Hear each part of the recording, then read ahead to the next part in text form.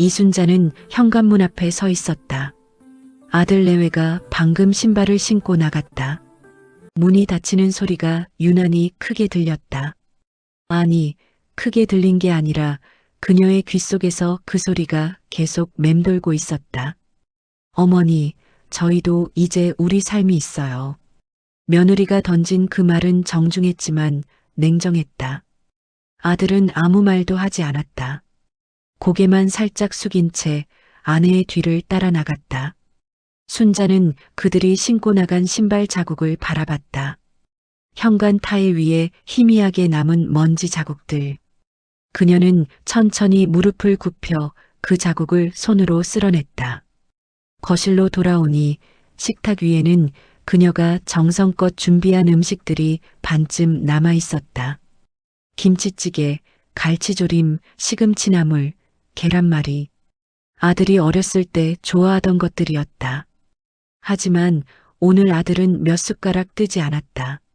며느리는 요즘 다이어트 중이라서요 하며 물만 마셨다. 순자는 천천히 그릇들을 정리하기 시작했다. 설거지통에 물을 받으며 창밖을 바라봤다.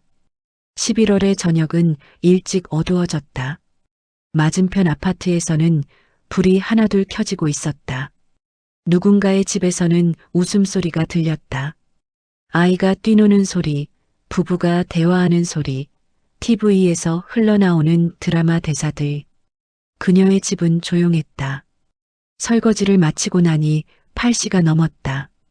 순자는 소파에 앉아 핸드백에서 병원 영수증을 꺼냈다. 종합병원 정형외과. 무릎 관절염 진료비 8만 3천 원. 그녀는 이 영수증을 아들에게 보여주려 했다. 엄마, 무릎이 많이 안 좋아져서 하고 말을 꺼내려는 순간 며느리가 먼저 말했다. 어머니, 요즘 병원비가 많이 나오시나 봐요? 저희도 애 학원비며 집 대출이며 솔직히 말씀드리면 여유가 없어요. 순자는 그 말에 영수증을 다시 가방 속에 집어넣었다. 아니야, 괜찮아.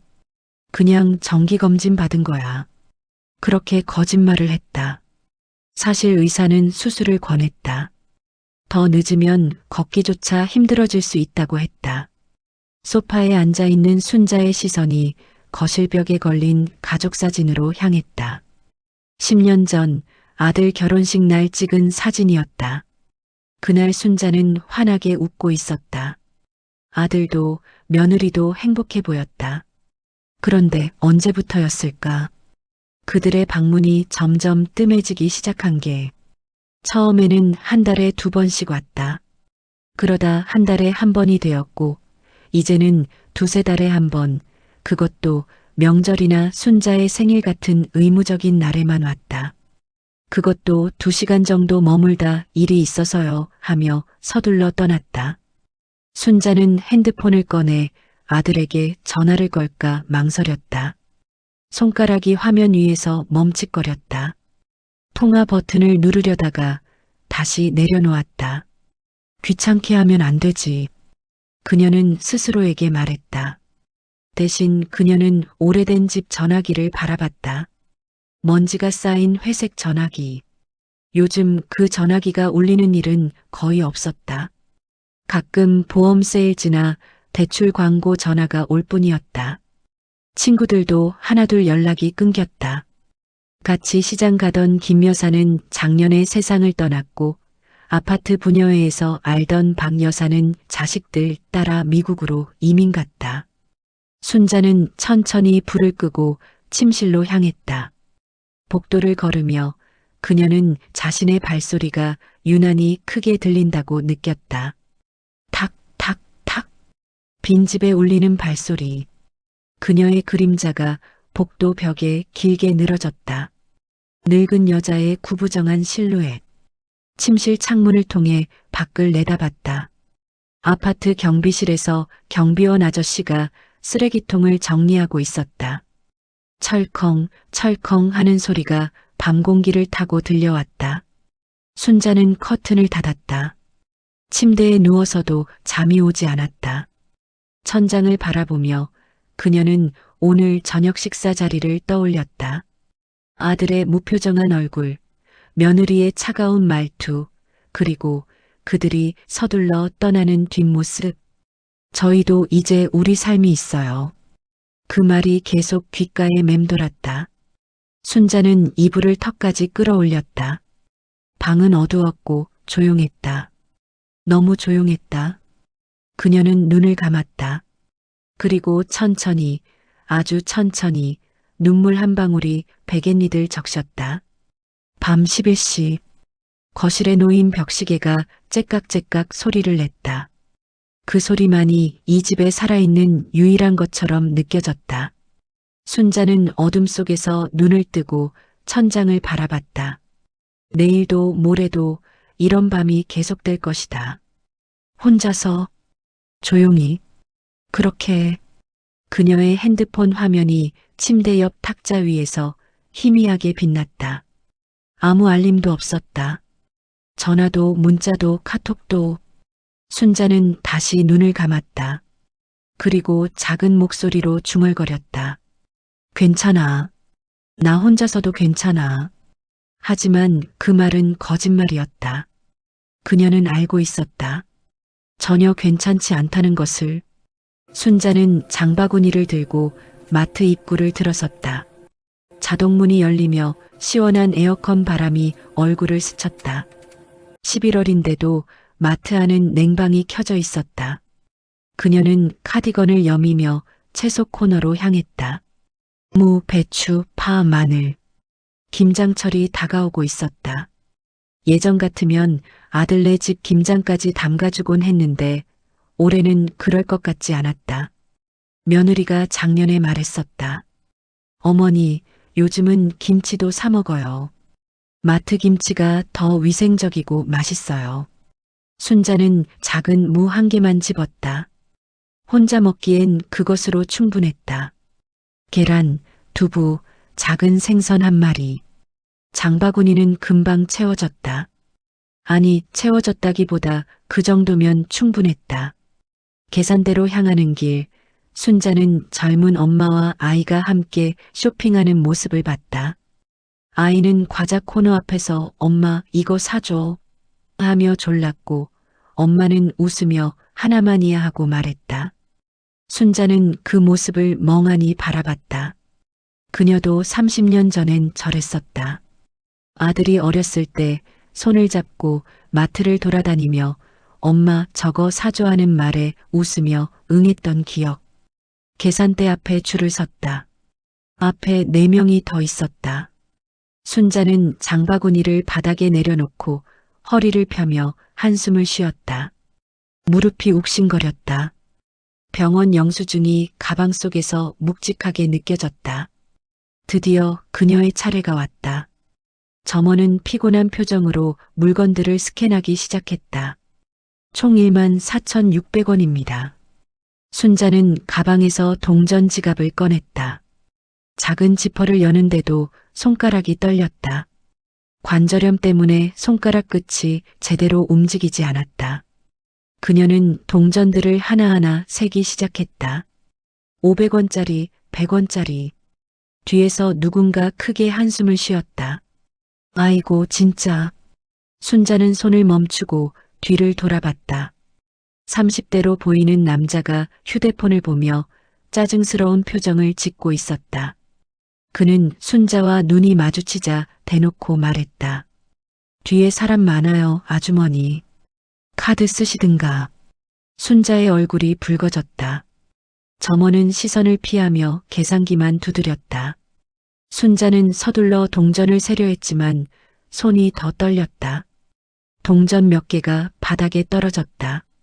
땡그랑 땡그랑. 그 소리가 마트 전체에 울려 퍼지는 것 같았다. 아, 정말 뒤에서 또 한숨 소리. 순자는 무릎을 굽혀 동전을 주우려 했다. 하지만 무릎 통증 때문에 제대로 앉지도 못했다.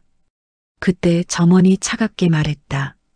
어머니, 그냥 10,000원만 주시고 나머지는 다음에 드릴게요. 순자는 떨리는 손으로 10,000원짜리 지폐를 꺼내 건넸다. 점원은 거스름 돈을 그녀의 손에 올려놓지도 않고 카운터 위에 놓았다. 순자는 그 돈을 집어 가방에 넣고 물건이 담긴 비닐봉지를 들었다. 비닐봉지의 손잡이가 손가락에 파고들었다. 피가 통하지 않는 것처럼 저렸다. 순자는 참으며 마트를 나섰다. 뒤에서 다음 손님이 계산하는 소리가 들렸다. 카드요.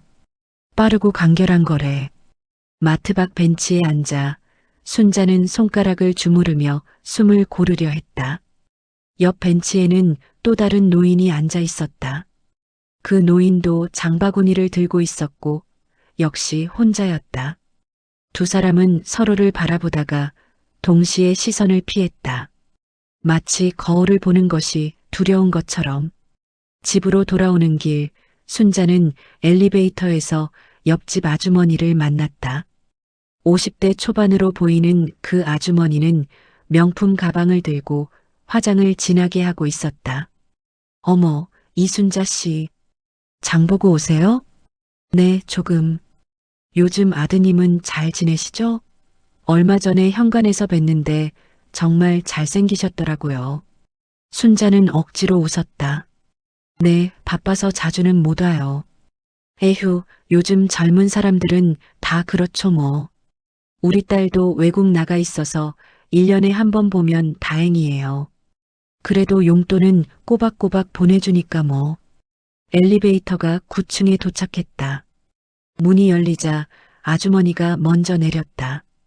그럼 안녕히 계세요. 하며 휙 사라졌다. 순자는 11층까지 올라가며 생각했다. 용돈이라도 보내주는 자식이면 좋겠다. 집에 들어서자 또다시 정적이 순자를 맞이했다. 그녀는 물건들을 냉장고에 넣으며 자신의 팔뚝을 내려다봤다. 마트 비닐봉지가 파고든 자국이 빨갛게 남아 있었다. 그녀는 그 자국을 천천히 쓰다듬었다. 부엌 창문 너머로 맞은편 아파트가 보였다. 한 집에서는 빨래를 널고 있었다. 작은 아기 옷들이 줄에 걸려 있었다. 또 다른 집에서는 누군가 창문을 열고 노래를 흥얼거리고 있었다. 순자의 집은 조용했다. 냉장고에 웅웅거리는 소리만이 들렸다. 그녀는 소파에 앉아 TV를 켰다. 오전 드라마가 방송되고 있었다. 한 여자가 울면서 엄마 미안해요 하고 말하는 장면이었다. 순자는 리모컨을 내려놓고 화면을 바라봤다. 드라마 속 딸은 엄마를 껴안으며 울었고 엄마도 딸을 안아주며 괜찮아, 다 괜찮아 하고 말했다. 순자는 리모컨을 집어들어 TV를 껐다. 갑자기 그 장면을 더 이상 보고 싶지 않았다. 화면이 꺼지자 거실은 다시 조용해졌다. 그녀는 소파에 기댄 채 눈을 감았다. 마트에서 있었던 일들이 머릿속을 스쳤다. 뒤에서 한숨 쉬던 남자, 차갑게 대하던 점원, 바닥에 떨어진 동전들, 손가락에 파고든 비닐봉지. 나는 언제부터 이렇게 투명한 사람이 됐을까? 순자는 작게 중얼거렸다. 그리고 천천히 눈을 떴다. 거실 벽시계가 12시를 가리키고 있었다. 점심때가 됐지만 배가 고프지 않았다. 아니, 정확히는 혼자 밥을 먹는 게 싫었다. 그녀는 부엌으로 가서 물 한 잔을 따라 마셨다. 그리고 창밖을 내다봤다. 하늘은 회색빛이었다. 곧 비가 올 것 같았다. 집 전화는 하루 종일 울리지 않았다. 순자는 그 전화기를 하루에도 몇 번씩 쳐다봤다. 혹시 고장이 난 건 아닐까? 그녀는 수화기를 들어 신호음을 확인했다. 뚝. 정상이었다. 그냥 아무도 전화를 하지 않는 것뿐이었다. TV는 켜져 있었지만 순자는 보고 있지 않았다. 화면에서는 예능 프로그램이 방송되고 있었다. 출연자들이 게임을 하며 크게 웃고 떠들었다. 웃음소리가 거실을 가득 채웠다. 하지만 그 소리가 순자에게는 오히려 외로움을 더 크게 만들었다. 그녀는 리모컨을 집어 TV를 껐다.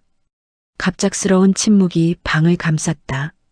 순자는 그 침묵이 더 편했다.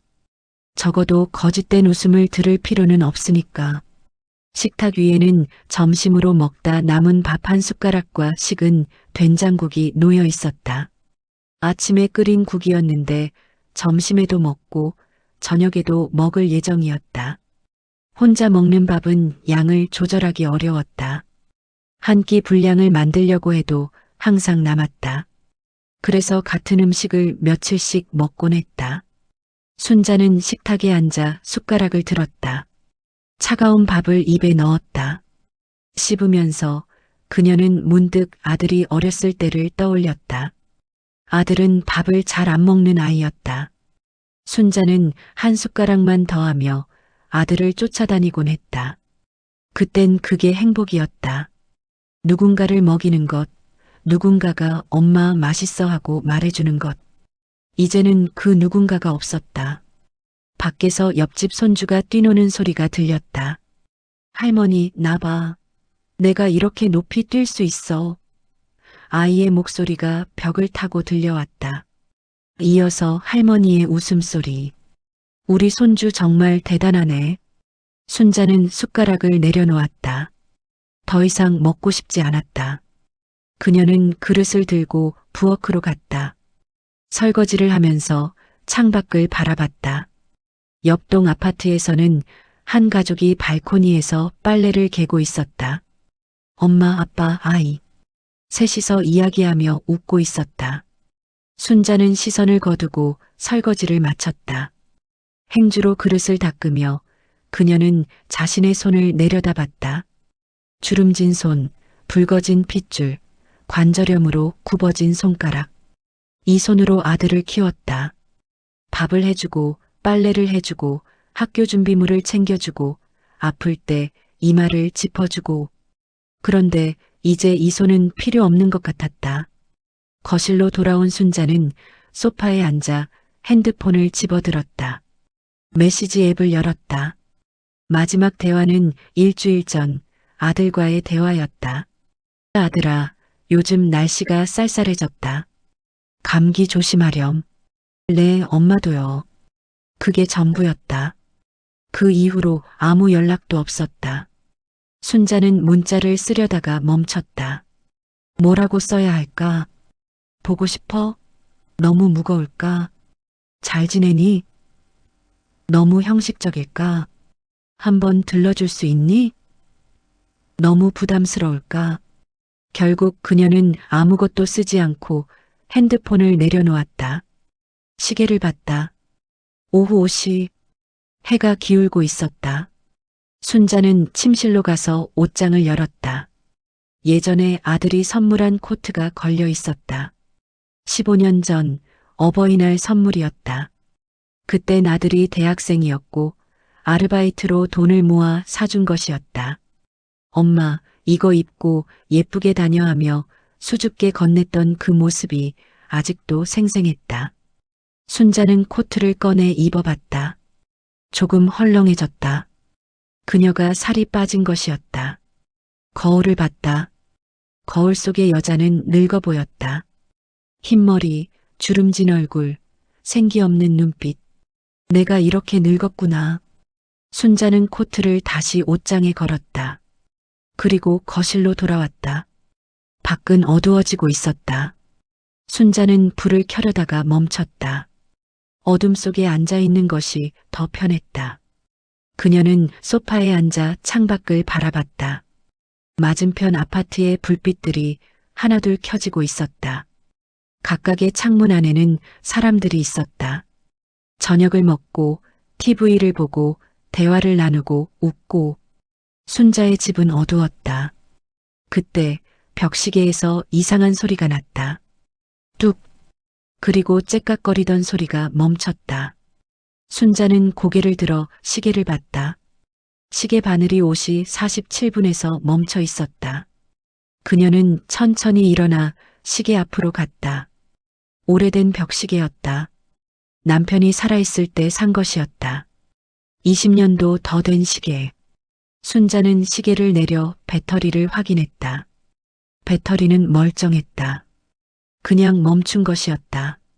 시계도 나처럼 늙었나 보네. 순자는 쓴웃음을 지었다. 그녀는 시계를 다시 벽에 걸지 않고 식탁 위에 놓았다. 그리고 다시 소파에 앉았다.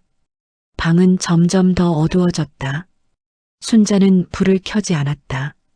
어둠이 그녀를 감쌌다. 그녀는 그 어둠이 싫지 않았다. 어둠 속에서는 주름도, 흰머리도, 굽어진 등도 보이지 않았다. 핸드폰이 진동했다. 순자는 화들짝 놀라 핸드폰을 집어들었다. 아들일까? 하지만 화면에 뜬 것은 통신사 광고 문자였다. SK텔레콤 고객님, 이번 달 요금 할인 혜택을 받아보세요. 순자는 한숨을 쉬며 핸드폰을 내려놓았다. 밤 8시가 됐다. 순자는 여전히 어둠 속에 앉아 있었다. 배가 고팠지만 움직이고 싶지 않았다. 그냥 이렇게 앉아 있고 싶었다. 아무것도 하지 않고 아무것도 생각하지 않고. 옆집에서 저녁 먹는 소리가 들렸다. 그릇 부딪히는 소리, 웃음소리, 맛있어. 엄마 하는 아이의 목소리. 순자는 귀를 막았다. 하지만 소리는 계속 들렸다. 벽을 통해, 바닥을 통해, 공기를 통해. 그녀는 천천히 일어나 침실로 갔다. 침대에 누웠다. 천장을 바라보며 그녀는 눈을 감았다. 눈물이 흘렀다. 소리 없이 조용히. 언제까지 이렇게 살아야 하나. 그 생각이 머릿속을 가득 채웠다. 밖에서는 바람이 불었다. 창문이 살짝 흔들렸다. 어둠이 더 깊어졌다. 순자는 이불을 턱까지 끌어올렸다. 그리고 작은 목소리로 중얼거렸다. 누구라도 좋으니까 제발. 하지만 그 말은 어둠 속으로 사라졌다. 아무도 듣지 못했다. 순자는 엘리베이터에서 내려 1층 우편함 앞에 섰다. 일주일에 한 번 우편물을 확인하는 것이 그녀의 유일한 외출 이유 중 하나였다. 우편함 열쇠를 꺼내 돌렸다. 문이 열리자 우편물들이 쏟아져 나왔다. 대부분은 광고 전단지였다. 피자 전단지, 치킨 전단지, 부동산 전단지. 순자는 그것들을 쓰레기통에 버리려다가 멈췄다. 그 사이에 하얀 봉투 하나가 끼어 있었다. 손편지였다. 순자는 그 봉투를 조심스럽게 꺼냈다. 손으로 쓴 주소, 정성스럽게 붙인 우표. 요즘 누가 손편지를 보내나. 그녀는 봉투 뒷면을 봤다. 순자는 잠시 멈칫했다. 김지은. 그 이름이 낯설지 않았다. 2년 전 순자가 폐렴으로 입원했을 때 담당 간호사였다. 젊고 상냥한 간호사. 순자가 혼자 입원했을 때 유일하게 괜찮으세요? 가족분은 안 오시나요? 하고 걱정해 준 사람. 순자는 우편함을 닫고 벤치에 앉아 편지를 열었다. 정성스럽게 쓴 손글씨가 나타났다. 안녕하세요. 기억하실지 모르겠지만 2년 전 서울대병원에서 어르신을 돌봤던 간호사 김지은입니다. 그때 어르신께서 퇴원하시면서 고맙다고 손을 꼭 잡아주신 것을 아직도 기억하고 있습니다. 어르신의 따뜻한 손길이 제게는 큰 힘이 됐습니다. 최근에 병원 기록을 정리하다가 어르신 성함을 보게 됐습니다. 그런데 그 이후로 병원에 오신 기록이 없더라고요. 정기검진이나 무릎 치료는 잘 받고 계신지 궁금했습니다. 혹시 불편하신 곳이 있으시면 병원에 꼭 들러주세요. 건강이 가장 중요합니다. 그리고 개인적인 말씀이지만 어르신께서 입원하셨을 때 혼자 계시는 게 많이 힘들어 보이셨습니다. 가족분들이 바쁘신 건 이해하지만 어르신도 당신의 건강과 마음을 돌봐주시길 바랍니다. 언제든 힘드시면 병원으로 연락주세요. 제가 도와드릴 수 있는 게 있다면 기쁘게 돕겠습니다. 건강하세요. 편지를 다 읽은 순자의 손이 떨렸다. 눈가가 뜨거워졌다. 그녀는 편지를 가슴에 꼭 안았다. 누군가 자신을 기억하고 있었다. 누군가 자신을 걱정하고 있었다. 순자는 벤치에 앉아 한참을 그렇게 있었다. 편지를 몇 번이고 다시 읽었다. 건강하세요. 힘드시면 연락 주세요. 도와드릴 수 있다면 기쁘게 돕겠습니다. 그 문장들이 마음속 깊이 스며들었다. 얼마나 오래 그렇게 앉아 있었을까? 순자는 천천히 일어났다.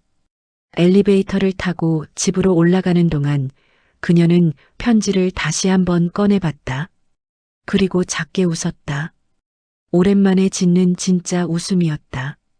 집에 들어와 식탁에 앉았다. 순자는 편지를 식탁 위에 펼쳐놓고 멍하니 바라봤다. 그러다 문득 우편함에서 함께 나온 다른 우편물들이 생각났다. 그녀는 가방에서 나머지 우편물들을 꺼냈다. 의료보험 미납 고지서, 전기세 고지서, 또 다른 광고 전단지들. 그 중에서 빨간 글씨로 적힌 우편물이 눈에 띄었다. 최종 통지 건강보험료 3개월 미납. 납부하지 않을 시 급여 정지됩니다. 순자는 그 고지서를 바라봤다. 미납 금액 47만 원. 그녀의 한 달 생활비와 맞먹는 금액이었다. 그녀는 가방에서 통장을 꺼냈다. 잔액을 확인했다. 62만 원. 이 돈으로 이번 달 식비, 전기세, 통신비, 그리고 무릎 약값을 내야 했다. 건강보험료까지 내면 남는 게 거의 없었다. 순자는 한숨을 쉬었다. 그리고 다시 김지은의 편지를 봤다. 병원에 가야 하는데. 하지만 병원에 가면 또 돈이 든다. 진료비, 약값, 검사비. 순자는 고민에 빠졌다. 그때 핸드폰이 울렸다. 순자는 화들짝 놀라 핸드폰을 집어들었다. 아들이었다. 전화를 받으시겠습니까? 아들. 순자는 잠시 망설이다가 통화 버튼을 눌렀다. 여보세요? 엄마. 아들의 목소리였다. 하지만 평소와 달랐다. 조금 떨리는 것 같았다. 아들아, 무슨 일이니? 잠시 침묵이 흘렀다. 그러더니 아들이 말했다. 엄마, 저 그날 미안했어요. 순자는 말문이 막혔다. 제가 너무 차갑게 굴었죠? 엄마가 준비해 주신 음식도 제대로 안 먹고 아내 말만 듣고. 아들의 목소리가 점점 작아졌다. 사실은요, 그날 집에 가면서 계속 생각이 났어요. 엄마 혼자 계신 집에서 저희 올 때마다 얼마나 준비하셨을까. 그런데 저희는. 순자는 아무 말도 할 수 없었다. 목이 메었다. 엄마, 괜찮으세요? 요즘 많이 외로우시죠? 그 말에 순자의 눈에서 눈물이 터져 나왔다.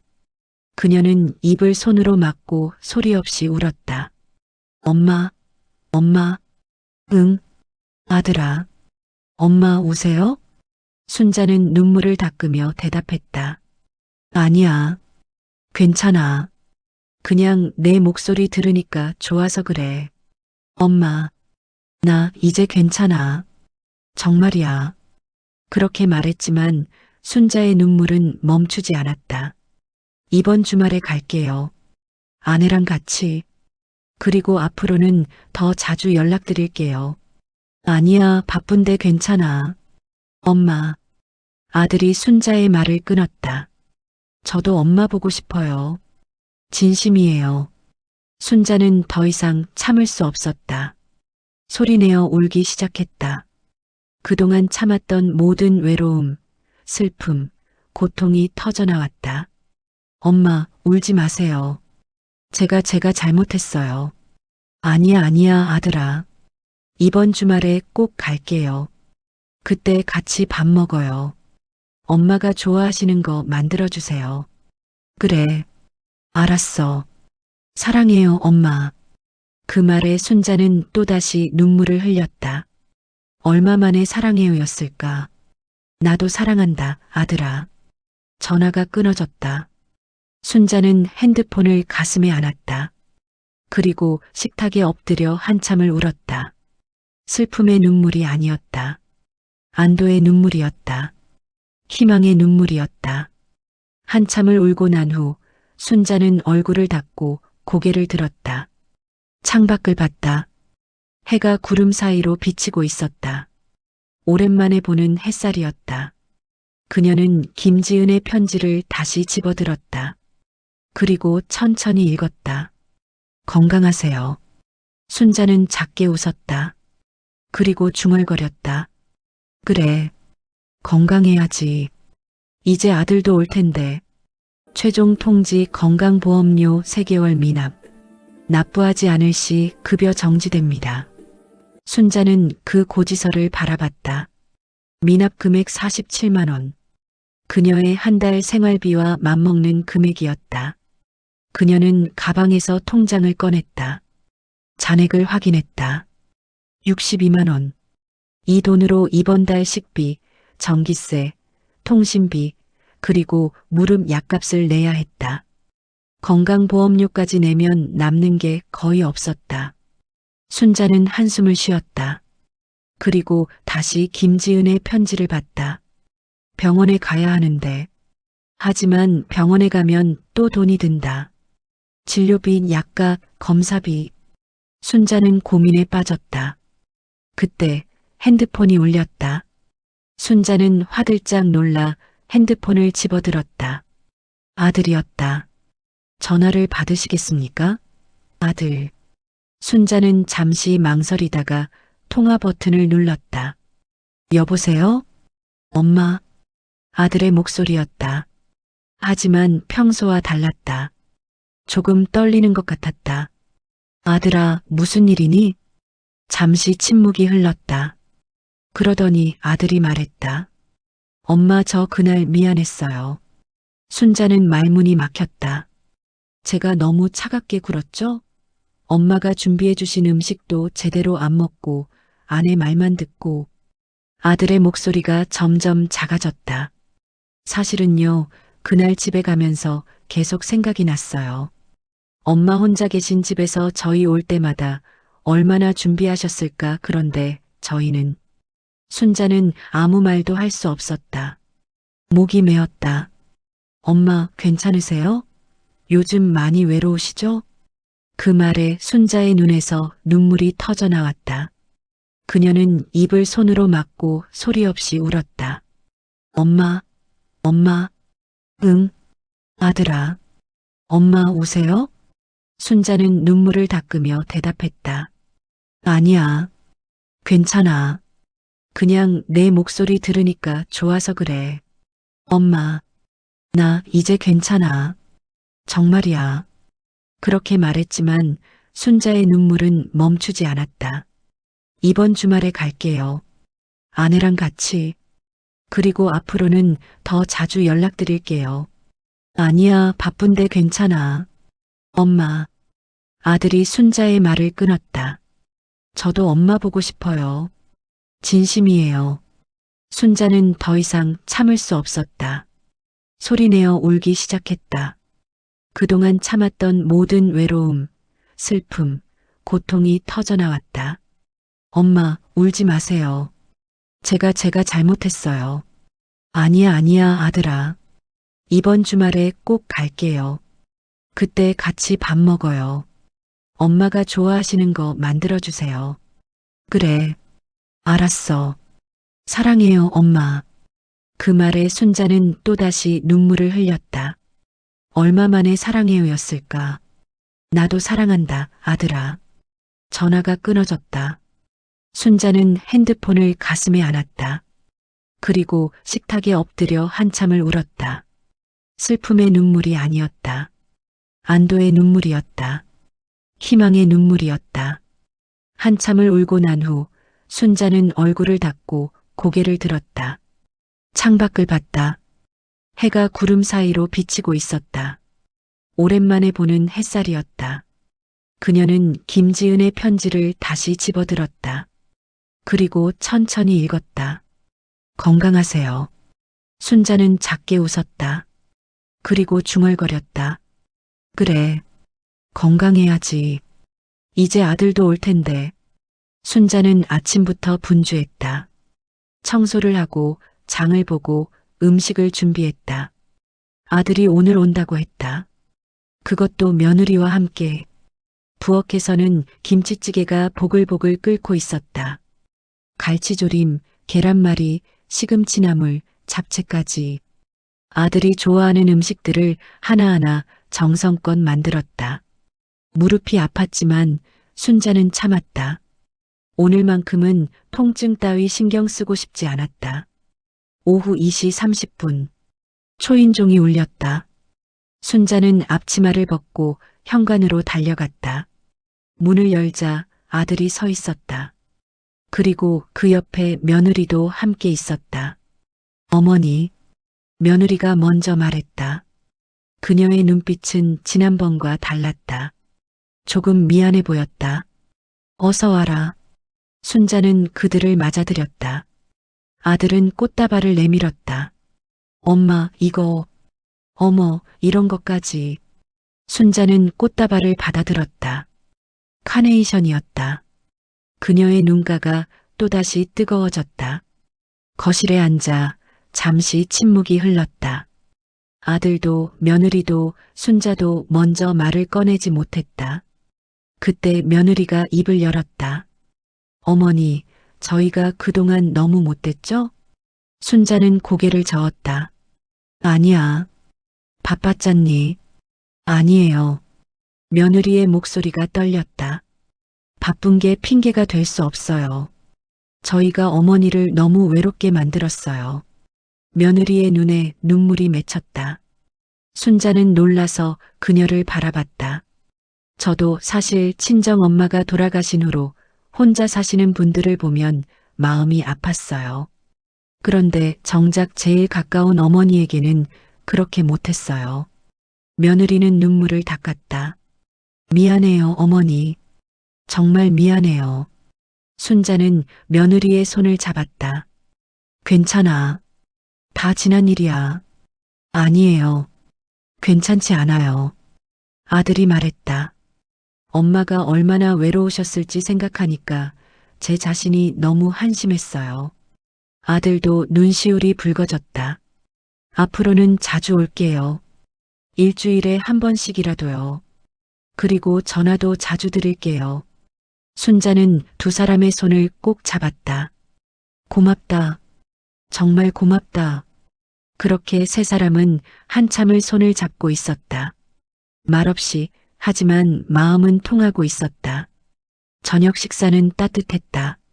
아들은 김치찌개를 맛있게 먹었고 며느리도 어머니, 이거 정말 맛있어요 하며 계란말이를 먹었다. 순자는 그 모습을 보며 행복했다. 이렇게 함께 밥을 먹는 것만으로도 충분히 행복했다. 식사 후 아들이 봉투를 하나 꺼냈다. 엄마, 이게 뭐니? 병원비 좀 보태 쓰세요. 무릎 수술도 받으시고 건강보험료도 밀린 거 있으시면 내시고요. 순자는 봉투를 받아들었다. 그리고 눈물을 흘렸다. 아들아, 엄마 혼자 다 감당하시면 안 돼요. 저희가 있잖아요. 순자는 아들을 꼭 안았다. 아들도 엄마를 안았다. 며느리도 함께 다가와 순자의 손을 잡았다. 그렇게 세 사람은 한참을 안고 있었다. 창밖으로 석양이 비쳤다. 따뜻한 빛이 거실을 가득 채웠다. 저녁 8시 아들과 며느리가 돌아간 후 순자는 혼자 거실에 앉아 있었다. 하지만 이번엔 외롭지 않았다. 집안에는 사람들의 온기가 남아 있었다. 웃음소리의 잔향, 대화의 여운, 따뜻한 손길의 기억. 순자는 식탁 위에 놓인 김지은의 편지를 집어들었다. 그리고 천천히 읽었다. 건강하세요. 그녀는 결심했다. 내일 병원에 가기로. 무릎 수술도 받고 정기검진도 받고 제대로 치료를 받기로. 그리고 김지은에게 답장을 쓰기로 했다. 순자는 편지지를 꺼내 펜을 들었다. 그리고 천천히 글을 쓰기 시작했다. 지은 씨께 편지 고맙습니다. 2년 전 그때 당신이 저를 돌봐주셨던 것 기억하고 있어요.